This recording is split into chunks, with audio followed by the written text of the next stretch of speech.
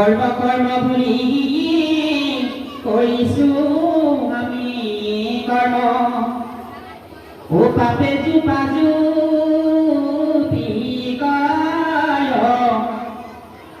গৃহতে ভৰণ ভাইজাতে ভজন পুত্ৰতে ভকতি আমি সকলোৱে কৰ্ম কৰোঁ সকলোৱে প্ৰত্যেকে ভাল কৰ্মই কৰোঁ কিন্তু কৰ্মৰ প্ৰতি কাৰ দৃষ্টি বলিৰ দৃষ্টি পাপে চাই থাকে কেনেকৈ আক্ৰমণ কৰিব পাৰিম কেনেকৈ এইজনৰ সকলোৱে আমি যাব পাৰিম এইটোৱে কৰি চাই থাকে সেইকাৰণে কৈছে আমি কৰ্ম কৰ্ম বুলি কৰি আছোঁ কিন্তু কৰ্ম কোনে চাইছে আমি নিজৰ চকুৰে আমাৰ কৰ্মক আমি দেখা নাই কৰ্মক কোনো নেদেখিছে পাপৰ পুণ্য সেইকাৰণে কৈছে যে ইহঁতে ঘৰত ভাইজাতে ভজন পুত্ৰ ভকতি লয় আইসকলে বেয়া নাপাব বোপাইসকলো বেয়া নাপাব যদি সতিখন কাম নামঘৰত উপস্থিত আছে ল'ৰাবিলাকো বেয়া নাপাব গৃহতে ঘৰত আজিকালি নামলৈ যাবলৈ মানুহৰ সময় নাই নামঘৰলৈ যাবলৈ সময় নাই ক'ত সময় হ'ব গৰু আছে ছাগলী আছে হাঁহ আছে কুকুৰা আছে প্ৰত্যেকৰে গৃহস্থী কৰ্ম আছে গৃহখন এৰি কোনেও ক'লৈকো যাব নোৱাৰা হ'ল ভাইজাতে ভজন স্বামীজনে আজিকালি ভজন ক'ত লৈছে ভাইজাত লৈছে কোনটো দিশৰ পৰা লৈছে মানুহজনে ক'ব আজি নামঘৰত ৰাতিকে কিন্তু কীৰ্তন পাঠ কৰিছে মোক মাতিছে মানুহগৰাকীয়ে ক'ব আপুনি যাব পাৰিবনে আপুনিতো কালিৰ পৰা ভৰি বিষ কঁকাল বিষ কেনেকৈ আছে যদি নামঘৰলৈ যায় মই কিন্তু দৰ্জা খুলি নিদিম মানুহজনৰ যাবলৈ বহুত আগ্ৰহ আছিলে হেঁপাহ আছিলে কিন্তু ঘূৰি আহি যদি আকৌ গৃহস্থীয়ে দৰ্জাখন খুলি নিদিয়ে কেনেকৈ যাব যদিও মনটো আৱেগিক আছিলে ভগৱন্তৰ গুণগান শুনিবলৈ যদিও মনটো আৱেগিক আছিলে শ্ৰৱণ কীৰ্তন শুনিবলৈ যদিও মনটো আছিলে কীৰ্তন পাঠ কৰিবলৈ আইগৰাকী কিন্তু দুৱাৰখন খুলি নিদিয়াৰ ক্ষেত্ৰত মানুহজন যাব নোৱাৰা হ'ল ক'ত ভাজিবি ভাইজাত ভাজিবলৈ হ'ল পুত্ৰ ভকতি লাগে কোনে পুত্ৰ ভকতি কথা কৈছে আজিকালি ভকতি ভকতক নহয় ভগৱন্তৰ চৰণত নহয় কৃষ্ণত নহয় ভকতি ক'ত হয় পুত্ৰত মিছা ক'লে নহ'ব সত্য যেন আমি অনুভৱ কৰিব লাগিব কিহৰ কাৰণে ক'লে পুত্ৰ ভকতি যেতিয়া ল'ৰাটোৱে মেট্ৰিক পাছ কৰিব ৰিজাল্ট দিয়াৰ আগতে মাক দেউতাকক ক'ব মা দেউতা মই মেট্ৰিক পাছ কৰিম হায়াৰ ছেকেণ্ডেৰী পাছ কৰিম মোক কিন্তু প্ৰাইভেট লৈ দিব লাগিব যেতিয়া যাৰ আছে চাকৰি যাৰ ব্যৱসায় বাণিজ্য আছে সেই ল'ৰাটোৰ মনৰ ইচ্ছা পূৰ্ণ কৰিবৰ কাৰণে পিতৃ মাতৃয়ে বাইক এখন লৈ দিব কিন্তু যাৰ নাই কি কৰিব নাই মাটি বন্ধক দিব লাগিব নাই বন্ধন গোটৰ ঋণ ল'ব লাগিব নাই আত্মসহায়ক গোটৰ পৰা পইচা ধাৰলৈ আনি ল'ৰাটোৰ মনোবাঞ্ছা পূৰ্ণ কৰিব লাগিব নহ'লে ল'ৰাটোৱে ঘৰত নাথাকিব ল'ৰাটো ঘৰলৈ ওলাই যাব গতিকে এই ল'ৰাটো কেনেকৈ বাইকখন লৈ দিওঁ কৰি থাকোঁতে পিতৃ মাতৃৰ চিন্তাটো আৰু দাগবেগ্য আৰু নাম পাতক তাত মনটো স্থিতি কৰাব নোৱাৰে যদিও সাধু সংলৈ গৈছিল যদিও নামঘৰলৈ গৈছিল যদিও ভকতৰ সংলৈ গৈছিল তাতে কিঞ্চিত হ'লেও মনত উপলব্ধি কৰি আছে কি কৰি আছে যে মোৰ ল'ৰাটো বাইকখন কেনেকৈ লৈ দিব পাৰোঁ এই কাৰণে ক'ত গৈছিলেগৈ সদিক ভকতিটো পুত্ৰ ফেৰলৈ ভূষ ভূষ বুলি স্বৰ্গ ভূষ বিচাৰি ফুৰিছোঁ আমি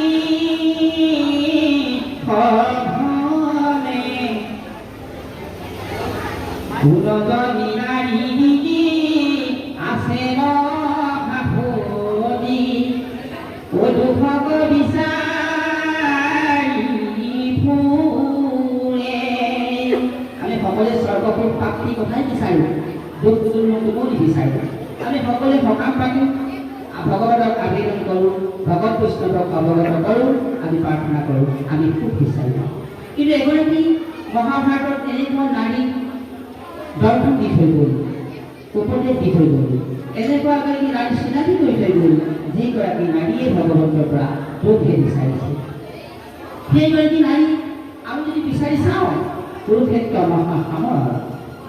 কুন্তি এই কোনটি কৃষ্ণৰ পৰা দৌৰ বিচাৰিছিল কেনেকৈ যেতিয়া সকলো কুৰুক্ষেত্ৰ মহাৰণ সামৰি ভগৱন্ত দ্বাৰকালৈ যাব তেতিয়া কৈছিল পেহী তুমি কি বৰ ল'ব পাৰা তুমি ইচ্ছা কৰিলে যিবোৰ বিচৰা তুমি কাটি ল'ব পাৰা তেতিয়া কোনটি কৈছে যে মোক বোপাই সুখৰ বৰ নালাগে বোলে কিয় মোক দুখৰ বৰ দিয়া বোলে কিয় সকলোৱে দুখেই বিচাৰে তুমি যে মোক দুখ কিয় বিচাৰিছা নহয় নহয় যদুপতি তুমি মোক এই বৰ দিয়া যে মই ধুনীয়া যেতিয়া বিচাৰি তুমি তেতিয়াই আহা যেতিয়া কুৰুক্ষেত্ৰ মহাৰণ হ'ল মই তোমাক বিচাৰি আহিলা জটিবিৰাহত যেতিয়া তোমাক মই বিচাৰিছোঁ মোৰ পুত্ৰৰ প্ৰাণ ৰক্ষা কৰিলা প্ৰতিটো ভজনী তুমি মোক সহায় কৰিছা মোক সুখ দিছা কিন্তু মই যেতিয়া তোমাৰ পৰা সুখৰ বৰ ল'ম মোৰ যেতিয়া অভাৱ অনাটন ভৰপূৰ হ'ব মোৰ মনটো যেতিয়া শান্তি সমৃদ্ধিৰে হৈ পৰিব মই তেতিয়া তোমাক প্ৰাৰ্থনা কৰিবৰ কোনো প্ৰয়োজন নাই তোমাক মই মাতিবৰ কোনো প্ৰয়োজন নাই তোমাক মই সহায়ৰ কোনো প্ৰয়োজন নাই তেতিয়াহ'লে তুমি তোমাক মই কোনোদিন দেখা নাপাওঁ গতিকে তুমি মোক দুখৰ বৰ দিলা যাতে মই তোমাৰ যেতিয়াই মাতো তেতিয়াই পাওঁ আগৰ সময়ত তোমাক মই যেতিয়াই বিচাৰিছিলোঁ তেতিয়াই পাওঁ এতিয়াও যাতে মোক এনেকুৱা বৰ দিয়া যাতে মই দুখত থাকোঁ দুখত থাকিলে তুমি মোক উদ্ধাৰ কৰিব পাৰিবা এতিয়া আমি বৈষ্ণৱসকল আছে আমি ল'ৰা ছোৱালীক আমি প্ৰত্যেকজনে মনতে ভাবোঁ আমি সমাজত এইখন বৈকুণ্ঠৰ সঠিক সমাজ এইখন সমাজত উচ্চ নাই নিচ নাই জাতি নাই বৰ্ণ নাই এইখন বৈকুণ্ঠ সকলোৱে সমান এইখন বৈকুণ্ঠ ইয়াত যিহেতু ভগৱান হৈছে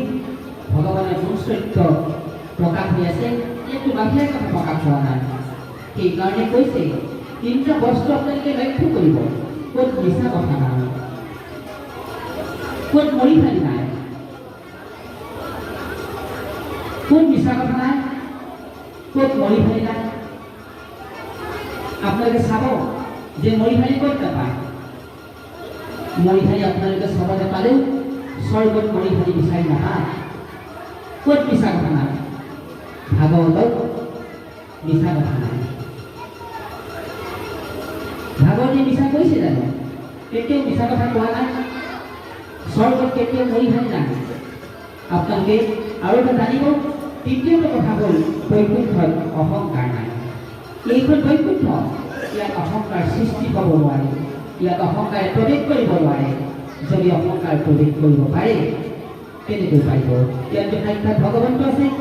ভগৱন্তৰ গুণ অহংকে প্ৰকাশিত হৈ আছে ইয়াততো অহংকাৰ প্ৰৱেশ কৰিব নোৱাৰে কিন্তু আমি মানুহ প্ৰত্যেকজন মানুহে আমাৰ মাজত আমি অহংকাৰ সৃষ্টি নিজেই কৰিছোঁ ইজনে সিজনক দেখিলে নোপোৱা ইজনে সিজনে শৰাই পেলালে সিজনে সকামলৈ নোযোৱা ইজন আহিলে সিজনে ভাগৱত পাঠ নকৰা আপোনালোকে আৰু এটা কথা উপলব্ধি কৰিব এখন গাঁৱত যেতিয়া দুজন নামতী অৱতাৰণ হ'ব সেইখন সমাজত খন্তেকলৈ বিশৃংখলতাই সৃষ্টি কৰিব ইজন নামতী নামষাৰ গাই সিজনৰ গুণ চৰিত্ৰ ঘৰে ঘৰে গাই ফুৰিব তেখেতে নামষাৰ কিন্তু এনেকৈ গাব লাগিছিলে এনেকৈহে নাই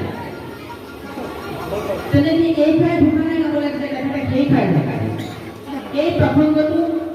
যেতিয়া এখন হাবিত দুটা বাঘ থাকে সিংহ থাকে যুদ্ধ হ'ব এখন গাঁৱত যেতিয়া নামনি তিনি চাৰিজন বৃদ্ধি হ'ব জানি হ'ব তাত দ্বিতীয়খন কুৰুক্ষেত্ৰ ৰচনা হ'ব এক আমি সমাজ উপলব্ধি কৰি প্ৰত্যেকখন সমাজলৈ গৈ দেখিছোঁ এই শিপাডালে বাৰুকে উঠাইছে যদিও আছে কোনোবাই যদি অনুভৱ কৰিছে এই কথাটো বেয়া হ'ব নালাগে সদায় একান্ত ভকতজনক চিনি পাব লাগিব আমিতো কীৰ্তনত গালি নহ'ব একান্ত ভকত আমিতো একান্ত ভকত বিচাৰি পাব লাগিব কোনজন একান্ত ভকত একান্ত ভকত ভৱে নিগুণ কৃষ্ণৰ গুণ গাঁৱে মোটা বহিয়া যথাত বৈকুণ্ঠকো কৰি হৰি যোগী হৃদয় থাকা হৰি সাক্ষাতে তথাত আমি একান্ত ভকত বিচাৰি পাম মই ভাবিছোঁ মনে মনে ভাগৱত শ্ৰৱণ কৰি আছোঁ, মই একান্ত। কাষৰ জনে দেখিছোঁ চকুমনি ভাগৱত একঠিনে শুনি আছে, তেখেত একান্ত। কিন্তু একান্ত জানি ক'ব পাৰিছোঁ, আমি চকু দুটা মুদি দিছোঁ, কিন্তু আন দুখনত আমাৰ পৃথিৱীত ঘৰৰ পৰিস্থিতি, ল'ৰা ছোৱালীৰ চিন্তা, এইবিলাক প্ৰাসংগিকতাই আমাৰ মনটো বৃদ্ধি আছে। কেনেকৈ একান্ত? ভাগৱত পাঠ শুনি আছোঁ, চকুকেইটা মুদিলে একান্ত হ'ব পাৰেনে? কেনেকৈ হ'ব? সেইকাৰণে ৰামায়ণৰ এজন ভক্তক একান্ত হিচাপে পাইছে আৰু কুৰুক্ষেত্ৰৰ মহাভাৰতত একান্ত ভকত এজন পাইছে। এই দুজনে হ'ল একান্ত ভকত। কেনেকৈ পালে? যেতিয়া বিষ্ণুক গৰুড়পক্ষে কান্ধত লৈ ঘূৰি ফুৰে, বিষ্ণুক গৰুড়পক্ষে কান্ধত লৈ ঘূৰা কৰি ভাবিলে, মই জগত নিয়ন্তা হৰি মই কান্ধত লৈ ঘূৰিব পাৰিম, বাকীটো কোনো পক্ষী নোৱাৰে। এই হ'ল গৰুড়ৰ অহংকাৰ। ভগৱান বিষ্ণুৱে গম পালে যে গৰুড়ক কান্ধত ল'বলৈ পাই গৰুড়ৰ অহংকাৰ হৈছে, গতিকে অহংকাৰ প্ৰথম কৰিব লাগিব। সেইকাৰণে ভগৱন্ত বিষ্ণুৱে কি কৰিলে? গৰুড়ক ক'লে, বোলে গৰুড় তুমি শুনা, আমাৰ হাবিৰ পাছফালে এটা বান্দৰ আছে, তুমি বান্দৰটোক বিষ্ণুৱে মাতিছে বুলি কোৱা। তেতিয়া গৰুড়ই গৈ উৰি গৈ দেখিলে পাছফালৰ হাবিত এটা বান্দৰে নেগুৰ জোকাৰি জোকাৰি বহি আছে। গৰুড়ই ক'লে, ঐ বান্দৰ, তোক বোলে বিষ্ণুৱে মাতিছে। তেতিয়া গৰুড়ই কোৱাৰ পিছত বান্দৰে কৈছে, বাদ দিয়া, তোমাৰ বিষ্ণুক তুমি মই মাতিছোঁ বুলি কোৱা এতিয়া। মই কোনো বিষ্ণু চিনি নাপাওঁ আৰু মই যাবলৈ নাই। যদি বিষ্ণু মোক দৰকাৰ হৈছে মোৰ বুলি আহিব কোৱা। গৰুড়ে ভাবিলে, জগত নিয়ন্তা ভগৱন্তক মই কান্ধত লৈ ফুৰোঁ, তেনে এজন ভগৱন্তক আকৌ বান্দৰে কি কৈছে? প্ৰয়োজন আছে যদি তেওঁকে কাটি দিবলৈ কৈ যায়। গৰুড়ে খঙতে উৰা মাৰি বিষ্ণুৰ ওচৰ পালেগৈ। বিষ্ণুক ক'লে, প্ৰভু মই আপুনি মাতিছোঁ বুলি বান্দৰক কৈছিলোঁ, কিন্তু বান্দৰে ক'লে যে কোন বিষ্ণুক তোৰ দৰকাৰ হৈছে পঠিয়াই দিবই, মোৰ কোন কথা নাই। গৰুড়ৰ প্ৰতি প্ৰশ্ন। ভগৱান বিষ্ণুৱে এটা মৃত্যু হাঁহিয়ে ক'লে, তুমি গৰুড়ক এইবাৰ যোৱা, ৰামে মাতিছে বুলি কোৱা হ'ল। তেতিয়া গৰুড়ে গৈ পেলাই বান্দৰক ক'লে,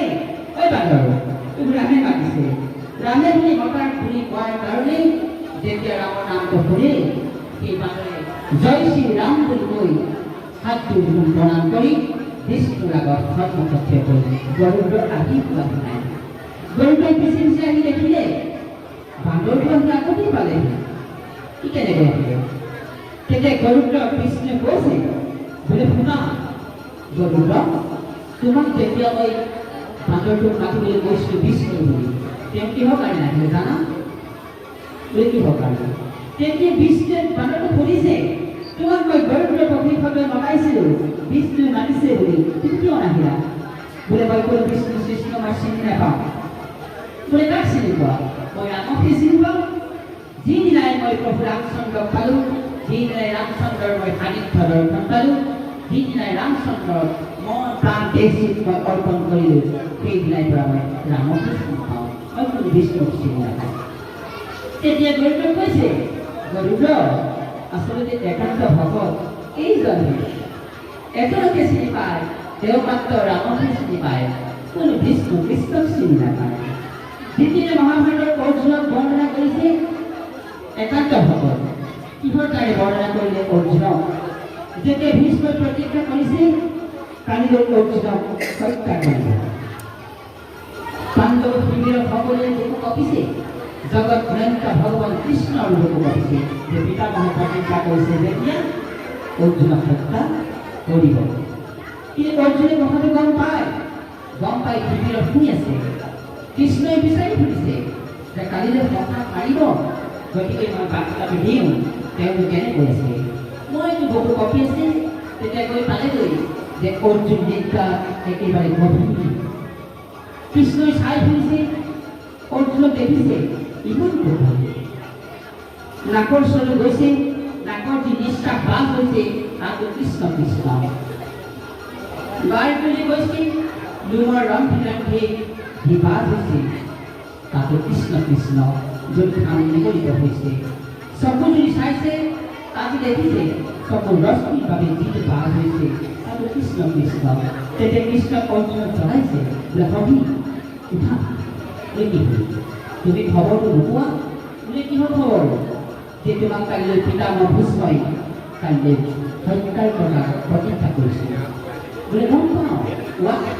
তুমি গম পাই ইমান গভীৰ নিদ্ৰাত ভুগি আছা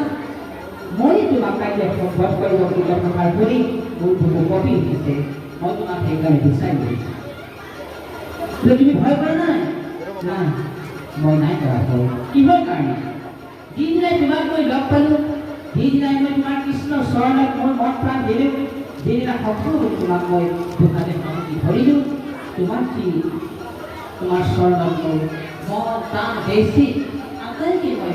গান কৰিলোঁ তেতিয়াহ'লে মোৰ বুলিবলৈ একো নাই সকলোখিনি আপোনাৰ হাততে আছে জন্ম মৃত্যু আপুনি নিয়ন্তা গতিকে আপোনাক মই যেতিয়া মোৰ মনটো সকলো ফালৰ পৰা দেহটো মই অৰ্পণ কৰিলোঁ কাৰোবাক মোৰ বুলিবলৈ একো নাই গতিকে তুমি মাৰিলেও মাৰিব পাৰা তুমি কাটিলেও কাটিব পাৰা এই যে মহাভাৰতৰ অৰ্জুনে কাৰ্য ভগত ৰামায়ণৰ হনুমন্ত একান্ত ভগত হিচাপে আখ্যা দাঙি ধৰিছে আমি এতিয়া লাহেকৈ আইসকলৰ ফালে অলপ যাবলৈ বিচাৰিছোঁ আইসকলৰ ভাগৱতীয়া ধৰ্ম কি আইসকলৰ প্ৰকৃতি ভাগৱতলৈ আহি তিনি চেলেঞ্চাৰ ভকতসকলৰ বা আইসকলৰ বগা সাজপাৰ পৰিধান কৰি ভকতক চুচৰি চুচৰি সেৱা কৰি চাহ পানী ধোৱা জলপান দিলেই আইসকলৰ ভাগৱতী ধৰ্ম হ'ব জানো এইটো কেতিয়াও নহয় এই উদাহৰণটো ভগৱান শ্ৰীকৃষ্ণই ৰামলীলা কি কৈছে সেইটোৱে নাই আইসকলৰ ভাগৱতী ধৰ্ম কোনে ধৰ্ম আজি ভাগৱতক বন্তি দিলেই শৰাই সঁফুৰা দিলেই ভাগৱতক চুচৰি চুচৰি কাপোৰ কানি লেতেৰা হৈ যোৱাকেই ভকত পৰিচৰ্যা কৰিলে ভাগৱতী ধৰ্ম হ'ব জানো তাততো কেতিয়াও ভাগৱতী ধৰ্ম নহয় যদি ভাগৱতৰ জ্ঞান ভাগৱতৰ আধ্যাত্মিক চিন্তা ভাগৱতৰ আধ্যাত্মিক কৰ্মখিনি যদি আইসকলে বুজি নাপায় তেনেহ'লে কেনেকৈ হ'ব প্ৰথমতে স্বামীৰ সেৱা অনুভৱ কৰিব লাগিব স্বামীৰ সেৱা বুজি পাব লাগিব কিন্তু মই এতিয়া এইখনতে আইসকলক সেই স্বামীৰ সেৱা বিষয়ে যদি কওঁ কিন্তু আইসকলে আপত্তি নকৰিব আইসকলে বেয়া নাপাব আইসকলে নক'ব যে এইজনী ভাগৱতত আকৌ স্বামীৰ সেৱা আইসকলৰ ভাগৱতী ধৰ্ম শিকাইছে যেতিয়া জানকী হয়লৈকে থাকে হনুমন্ত আহি পেলাই দুৱাই বেৰা বিয়াহৰ কণ্ঠ ভোগাই হনুমন্ত আহি জানকী দুৱাৰ মুখত কৈছে আই দুৱাৰবোৰ খোলা আই দুৱাৰবোৰ খোলা জানকী কৈছে কি হৈছে বোলে মোৰ বিয়া লাগিছে বোলে অকণমান সময় তুমি ৰ'বা হনুমন্তক কৈছে তেতিয়া জানকী কোৱাৰ পিছত হনুমন্তৰ যেতিয়া বিয়া বৃদ্ধি হৈছে আকৌ কৈছে আই দুৱাৰটো খোলা মোৰ বিয়া লাগিছে তুমি কি কৈছা মই বোলে স্বামীৰ সেৱা কৰিছোঁ অকণমান ৰ'ব আইসকলে ভালকৈ শুনি যাব কিন্তু কোনেও গাত পাতি নল'ব যে মোকে কৈছে আমি জানকীৰ কাৰণে কথাটো ক'বলগীয়া হৈছে তেতিয়া হনুমন্তই কৈছে দুৱাৰ খোলা মোৰ বিয়াকে কণ্ঠ ভোগাই গৈছে মই ৰ'ব পৰা নাই তুমি ৰ'বা মই স্বামী সেৱা কৰি যাওঁ হনুমন্ত উপায়িত হৈ পানীৰ পিয়াহত জানকীৰ লৈ দৰজাখন খুলি সোমাই গ'ল দেখিলে জানকীয়ে বক্ষৰখা আঙুলিয়ে শিৰত সেন্দুৰ ল'বলৈ লৈছে তেতিয়া কৈছে তুমি কি কৈছা মই স্বামী সেৱা কৰিব লৈছোঁ হনুমন্তই ভাবিলে তুমি যদি সাধাৰণ এটা আঙুলিয়ে যদি সেন্দুৰ শিৰত লৈ কেইডালমান চুলি ৰঙা কৰিলেই যদি স্বামী সেৱা কৰা হয় স্বামীৰ আয়ুস বাঢ়ে মোৰ স্বামী সদায় জীয়াই থাকক এই বুলি ভাবি হনুমন্তই জানকীৰ সন্মুখৰ পৰা সেন্দুৰতে মানুহ কাঢ়ি আনি নিজৰ শিৰত ঢালি দিলে তেতিয়াহ'লে চব জগতৰ শ্ৰীৰাম হনুমন্তৰ স্বামী যদি আয়ুস বাঢ়া বুলি গোটেই সেন্দুৰতে মানুহ শিৰত পেলাই দিব পাৰে আজিকালি আকৌ বোৱাৰীয়ে জুই চোলা কাঠিৰে প্ৰিয় সেন্দুৰ নল'লে বোৱাৰী জীৱন সাৰ্থক নহয় আজি যদি কিলিপ পাতে যদি প্ৰিয় সেন্দুৰৰ চুলিটো চাই লুকুৱাই নিদিয়ে আজিকালি বোৱাৰী সৌন্দৰ্য নহয় এইটো বোলে বেয়া পালে নহ'ব যেতিয়া এখন সমাজ পাতি যেতিয়া গুৰুবন্দী সাক্ষী কৰি যেতিয়া নামক সাক্ষী কৰি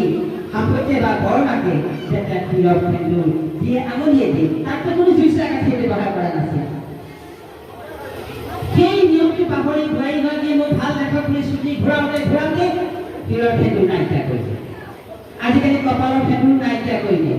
কি কৰিলে? এয়া কলি কলি বুঢ়ী কলিগ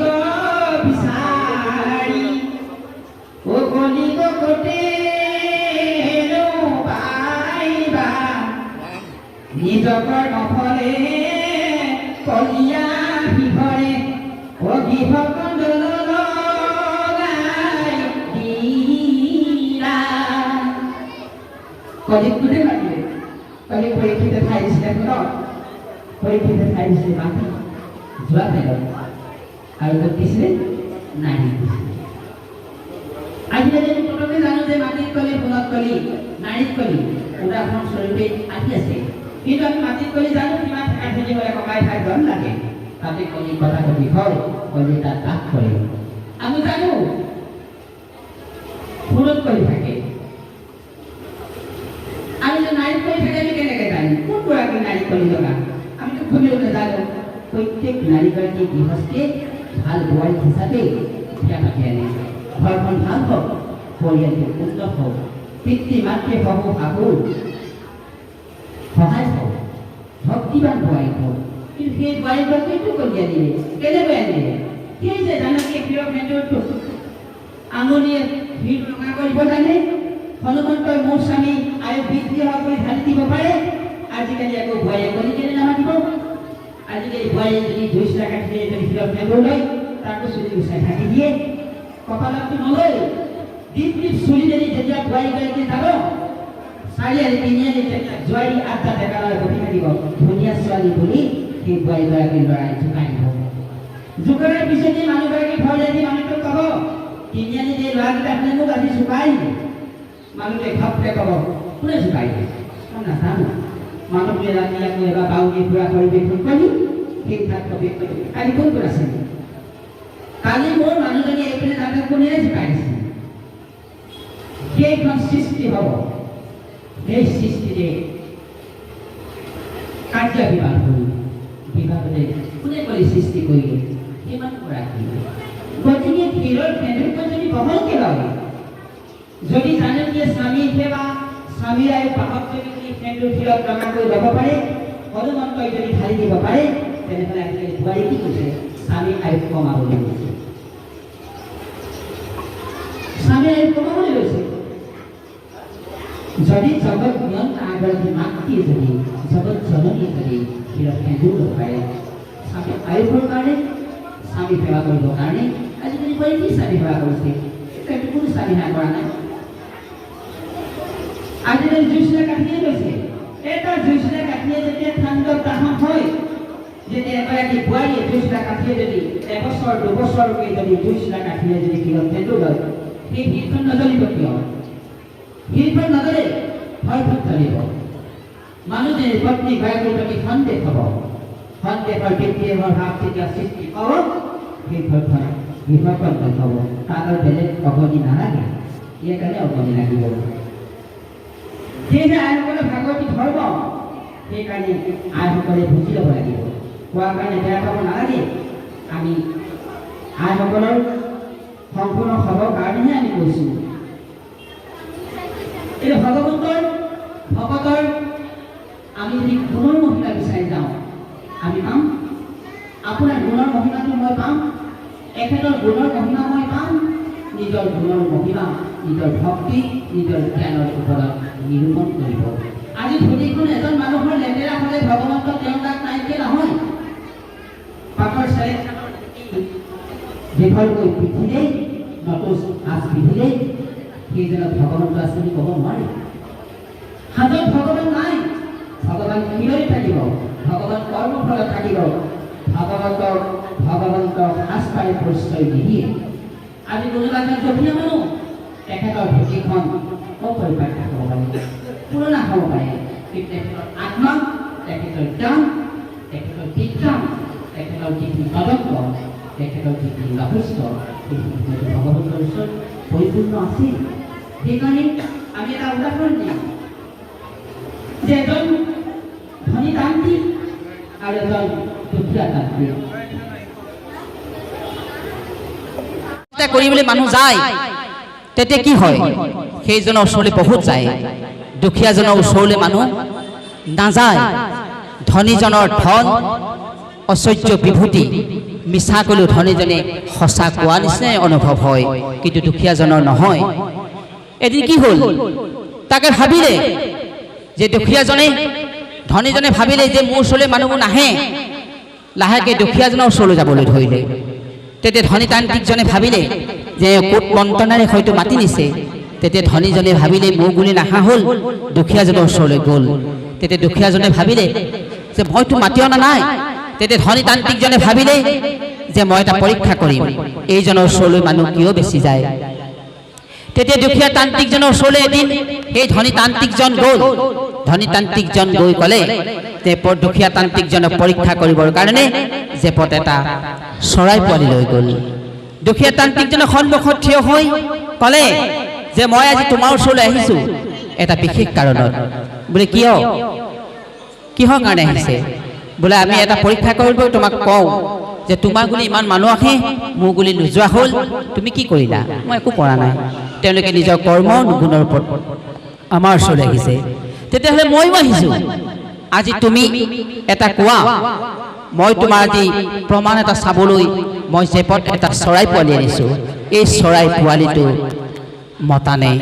মাইকী তেতিয়া দুখীয়া তান্ত্ৰিকজনে ক'লে হৃদয়ত ভগৱন্তক অৰ্পণ কৰি ভাবিলে ক'লে যে আপোনাৰ জেপত থকা চৰাই পোৱালিটো মতা আচলতে সেই চতুৰ তান্ত্ৰিকজনে মতা চৰাই পোৱালিটোৱে আনিছিল যেতিয়া কথাটো সত্য হ'ল তেতিয়া দুখীয়া তান্ত্ৰিকজনক পৰাস্ত কৰিবৰ কাৰণে এটা কৌশল কৰিলে তেতিয়া জেপৰ পৰা পোৱালিটো হাতৰ মুঠিত লৈ ক'লে তুমি এতিয়া কোৱা চৰাই পোৱালিটো মৰা নে জীয়া তেতিয়া দুখীয়া তান্ত্ৰিকজনে ভাবিলে এইটো এটা সাধাৰণ কথা নহয় যদি মই চৰাই পোৱালিটো মৰা বুলি কওঁ তেতিয়াহ'লে মোৰ কথাটো মিছাত পৰিণত কৰিবৰ কাৰণে চৰাই পোৱালিটো জিৰাই দিব যদি মই চৰাই পোৱালিটো জিৰা বুলি কওঁ তেতিয়া তেওঁ মোৰ কথাটো নহ'বৰ কাৰণে চৰাই পোৱালিটো হেঁচা মাৰি ধৰি হাতৰ মুঠিত মাৰি পেলাব তেতিয়া সেই দুখীয়া তান্ত্ৰিকজনে ক'লে ভগৱন্ত প্ৰভুক চিন্তা অৰ্পণ কৰোঁ আমি দেশ মন ভগৱন্তৰ চৰণতে থাকোঁ আমি নিতৌ ভগৱন্তকে প্ৰাৰ্থনা কৰোঁ গতিকে আপুনি সেই হাতৰ মুঠিত থকা চৰাই পোৱালিটো আপুনি ইচ্ছা কৰিলে মাৰিবও পাৰে ইচ্ছা কৰিলেও জিৰাব পাৰে ভগৱন্তৰ মহিমাটো ঠিক তেনেধৰণৰ এইধৰণে বাগৰি আহি এইহে ভগৱন্তৰ মহিমা ভকতে পালন কৰিব লাগিব আজি যথেষ্ট সময় হ'ল মই অকণমান চমু কৰিছোঁ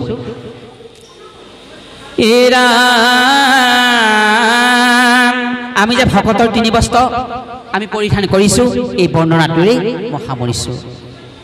এই 3 বস্ত্ৰ কিহৰ কাৰণে পৰিধান কৰিব লাগে আৰু এই 3 বস্ত্ৰত কোন কিজন আছে কোনখন বস্ত্ৰই কি কৰিছে এই বৰ্ণনাটো আমি দিছোঁ জনাটো দৰকাৰ এৰাম ধুতিয়ে জানিবা বান্ধৈ বোলে মায়া জাল যদিহে নিচিনা